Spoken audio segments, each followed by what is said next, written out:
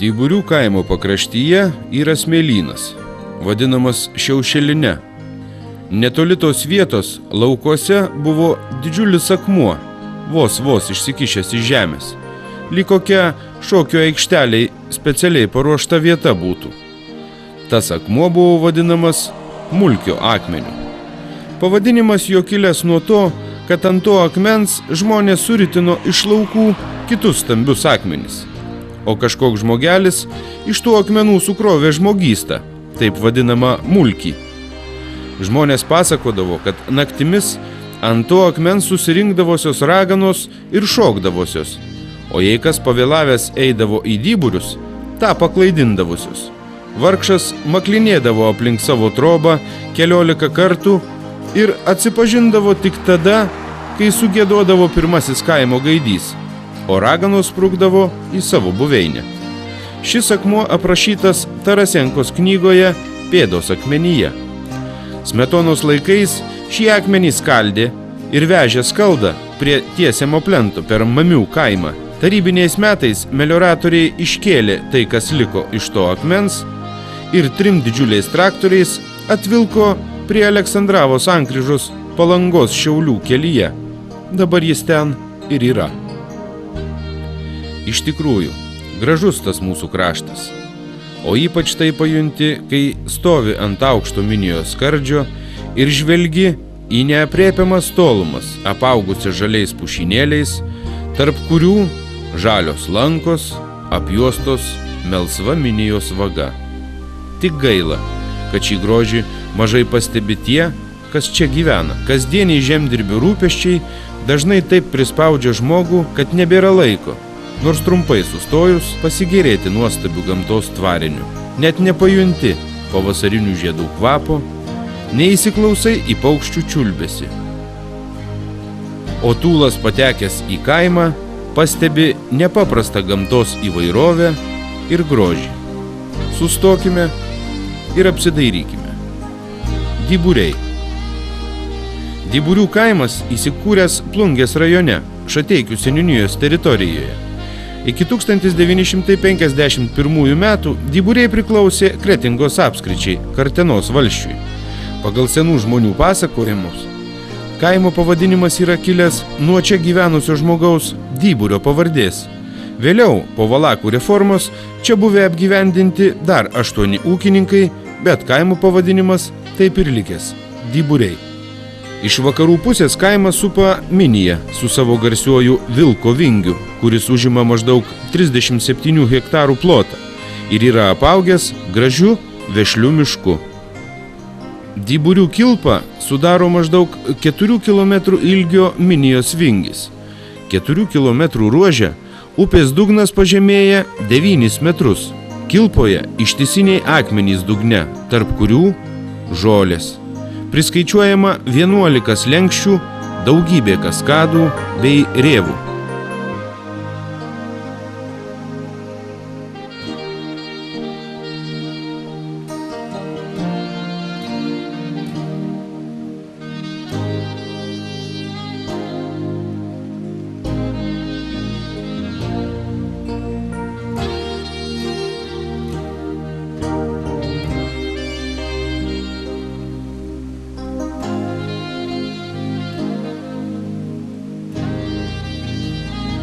Suprantu, dabar pasaulis grįžintas atsirodo. Visuomet jau prieš rudenį pakels šveiselį, kaip ten suprasti, kad dar tai nus nepačiapnuosi. Toks, kad pražatų ir šveisų, bet didesnį aiškiai šveistų. Iškels čia iš tų šaltinių, iš menais buveinės, čia panašia to veitų. Iškels, reiškia, rentę. Taip, kaip žmogaus augumtų. Šveisai, vakštiu, čia puta polonka, puta lonka. Nuėti tų posi, ten vieni kurė. Pasakel parmedis, partų dauba, parmedį viršūnis. Ir nuėti į kaimą, reiškia lauks. Įdomus dalykas.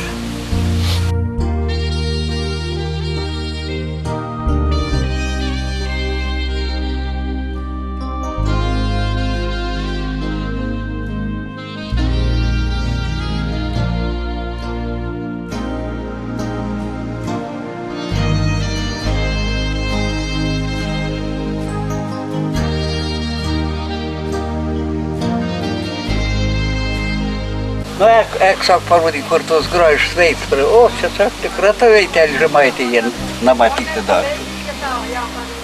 Un satečia iki to, iki iš antros pusės, iki daržinės. Zigmas sako, kas čia į boiskas, kur nebuvo nešnekėjęs. Koks sako, atsitikėms į bois. Įdomus dalykas man dingti gal. Juk tu ne savo šnekėjęs apie tokius dalykus. Reisą papasakau, kas čia buvo. Sakau, nu tepit, nu pat. Sakau, čia buvo atvažiavę tyrinėtoje, reiškia, iš Vilniaus. Anei būk, sakau, tą nustatė, reiškia, kad čia yra, nu, fosforas kažkoks, reiškia. Niekai, sako, negalvok, čia visai ne fosforas. Dalyk.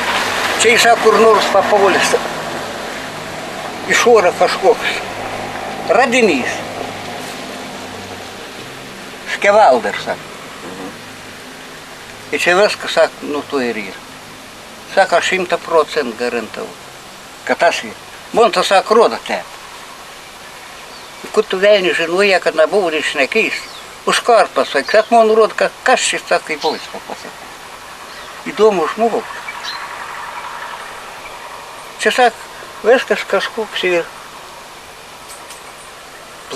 Kažkokius planetus, sako, Skevalder. Profesorius Ignas Končius, keliaudamas po Žemaitiją ir skaičiuodamas pakelės koplytėlės, pasakė: pasitaiko tokių vietų, kad negali atsitraukti. Žiūrėtum ir žiūrėtum. Taip jis kalbėjo apie Aleksandravo apylinkės. Aleksandravo kaimas yra įsikūręs prie Šiaulių Palangos kelio, buvusio Aleksandravo dvaro žemėse. Dabar jis panašesnis į miestelį, namas prie namo. 300 hektarų plote telpa daugiau kaip 100 sodybų, kuriuose glaudžiasi 435 gyventojai. Tai 2002 metų surašymo duomenys. Aleksandravo kaip kaimo amžius vos tik persirito per 80 metų. Anksčiau čia stovėjo dvaras, statytas apie 18 amžiaus pabaigą ar net 19 amžiaus pradžią. 1848 metais tarp Kartenos parapijos kaimų dar paminėtas ir Kibiškių kaimas su 6 dūmais. Tarpukariu dirbęs Aleksandravo pradinėje mokykloje, žinomas Lietuvos patriotas, mokytojas Antanas Gulbinskas buvo iškėlęs mintį, kad Aleksandravui reikia grąžinti senąjį, gražų lietuvišką pavadinimą Kibiškiai. Tačiau Raudonajai armijai įžengus į Lietuvą, šios minties autorius atsidūrė emigracijoje ir liko ši kilni misija neatlikta. Aleksandravo apylinkėse kažkada buvo dar vienas kaimas – Mamiai, su labai įdomia istorija. Kaimo šiandien jau nėra, o žmonėms liko tik senos mamių kapinaitės ir prisiminimai. Užėjo visuotinis melioracijos vajus. Įvairiais būdais buvom skatinami nugriauti savo sodybas ir keltis į Aleksandravo gyvenvietę arba ieškoti darbo mieste. Mūsų šeima pasirinko Klaipėdą, o sodybos vietoje liko tik vienišas ąžuolas. Kai prispaudžia didmiesčio problemos, atvažiuoju, prisiglaudžiu prie jo, pasisemiu stiprybės ir nedrąsiai nužvelgusi palieku tuščius, apleistus laukus. Jokios gyvybės. O kadaise čia klegėjo, švilpavo, virė gyvenimas ir rodos dar taip neseniai. Aš gimiau 1929 metais, bet iki šiol kiekvieną vasarą aplankau tėviškę, tai yra savo tėvų žemę ir gimtąjį Mamių kaimą. Jeigu prieš 25 ar 30 metų, žvelgiant iš mūsų kiemų, aplinkui matėsi sodybos, tai dabar vien laukai. Pasidaro labai skaudu ir liūdna. Mintimis pasivaikščioju po savo gimtąjį Mamių kaimą, paklaidžioju pievomis ir miško takais. Išnykus kaimui, man atrodo, nutrūko žmogaus ryšys su gamta. Dažnai pamastau, kad žmonės nejautė meilės tėviškės medžiui, paukščiui, gėliai, niekada nesugebės mylėti ir nelaimėje užjausti žmogaus. Ar neišauks tik savimi besirūpinantis pasipūtę savimylos? Duok Dieve, kad taip neatsitiktų. Aš tik tiek galiu pasakyti, kad mūsų vaikai iš tikrųjų savo kaimą myli. Ta tai tikrai galiu pasakyti. Tas yra tiesa.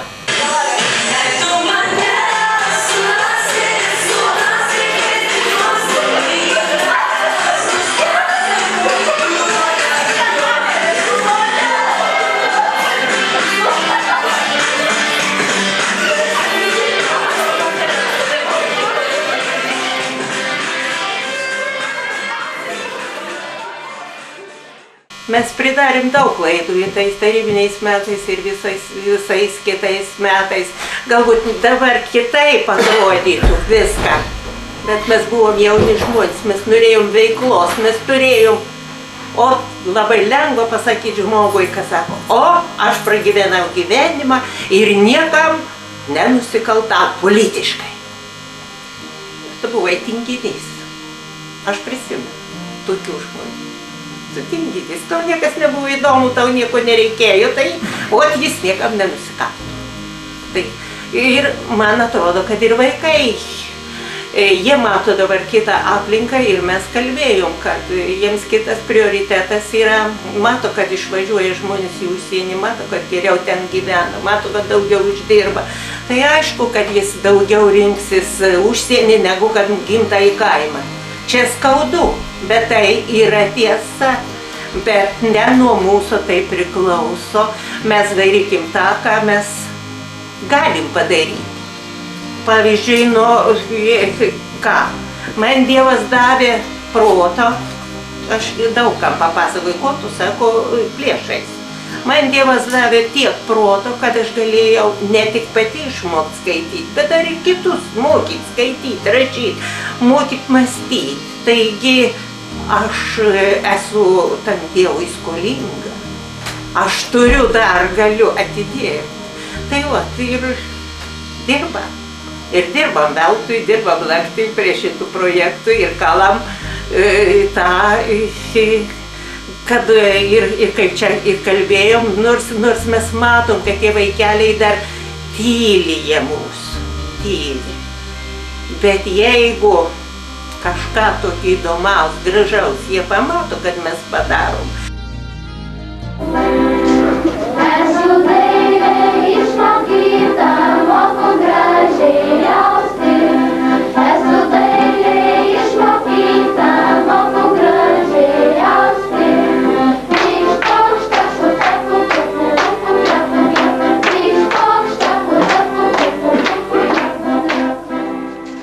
Taip, ponia Veronika yra visiškai teisi. Jeigu vaikai mato gerą pavyzdį, jie ir patys stengiasi.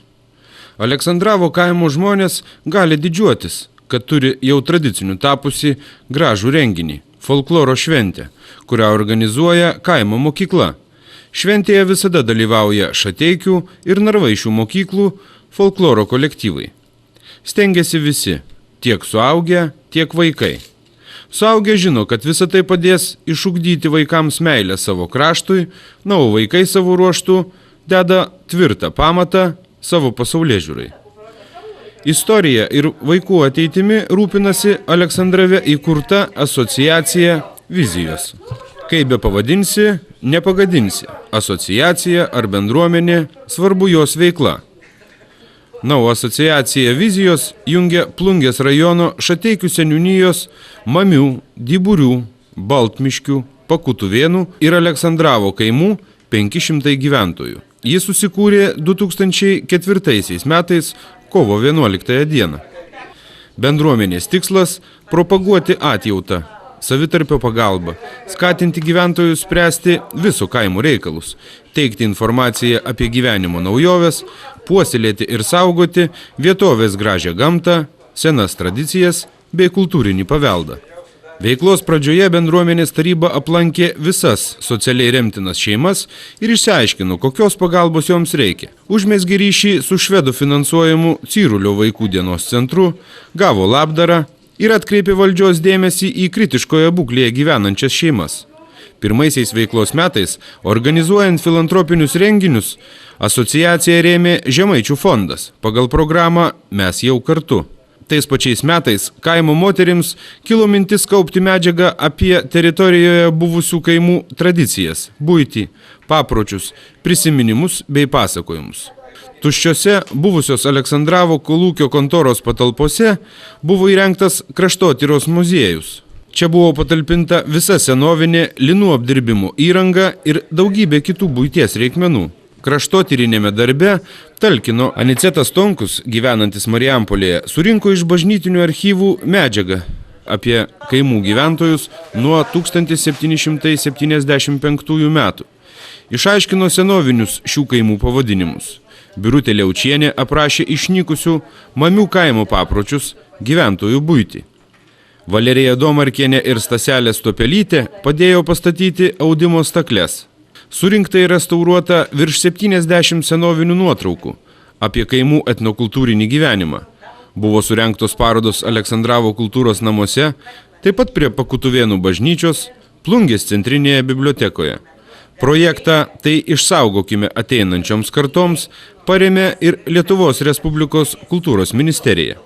Aktyviausiai į bendruomeninių renginių organizavimą įsijungia tarybos nariai Jadvyga ir Zigmantas Strumylos, Jadvyga Varinauskienė, Gražvydas Paulius, Stasė Mačiulskienė, Dalia Zemeckienė, Virginija Petkienė, Regina Tamošauskienė, Stefa Milašienė, Veronika Simutienė ir Robertas Sidabras. Kaip pasikeitė gyvenvietė per pastaruosius metus? Atsirado daugiau gražių sodybų.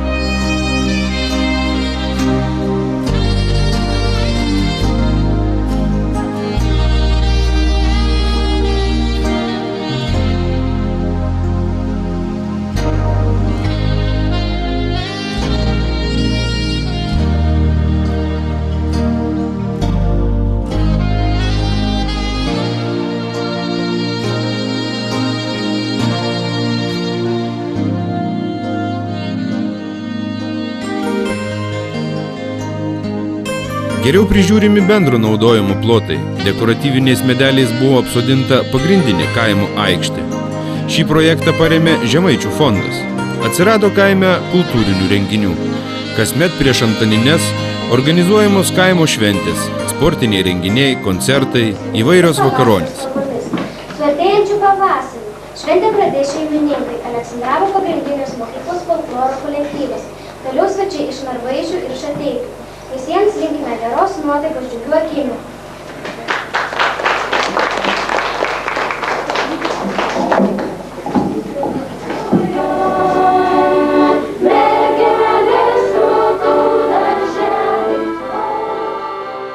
Keičiasi ir pats kaimo žmogus. Pastebimai pasidarė geresnis, atidesnis kaimynui, nors ir nedaug, bet kuriasi stambus ūkiai, kurie įdarbina vietos gyventojus, dalyvauja ES remiamuose projektuose, ūkio modernizavimo programuose. Šie du vyrai pažįstami kiekvienam Aleksandravo gyventojui. Fabijonas ir Vaidas Zemeckiai. Gyvenimas kartais taip viską sudėlioja, kad atrodo, jog kitaip ir būti negalėjo. Fabijonas Aleksandrave gyvena jau nuo 80-ųjų metų. Kažkada dirbo kolūkyje, o dabar ūkininkauja. Vaidas – jaunasis ūkininkas.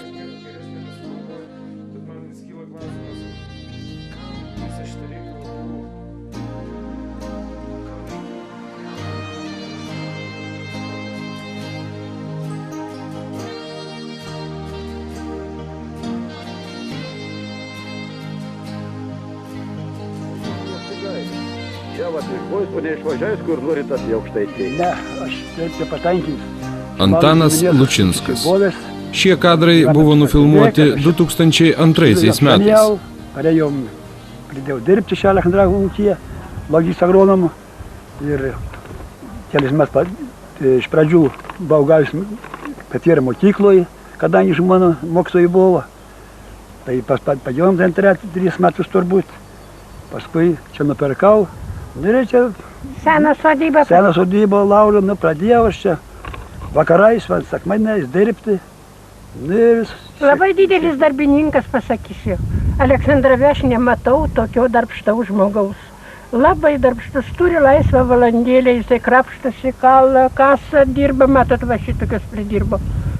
Jeigu būtų jam kas mokslo įkrėtęs truputį, jis galėjo būti koks architektas, mokslo žmogus. Tada dar gyva, ponia Lučinskienė, ilgametė mokyklos mokytoja, pasakojo ne tik apie savo šeimą, bet ir apie Aleksandravą. Nesigailiu. Žinot, čia pripratau, įaugau ir vaikai, ir visas lizdas čia yra.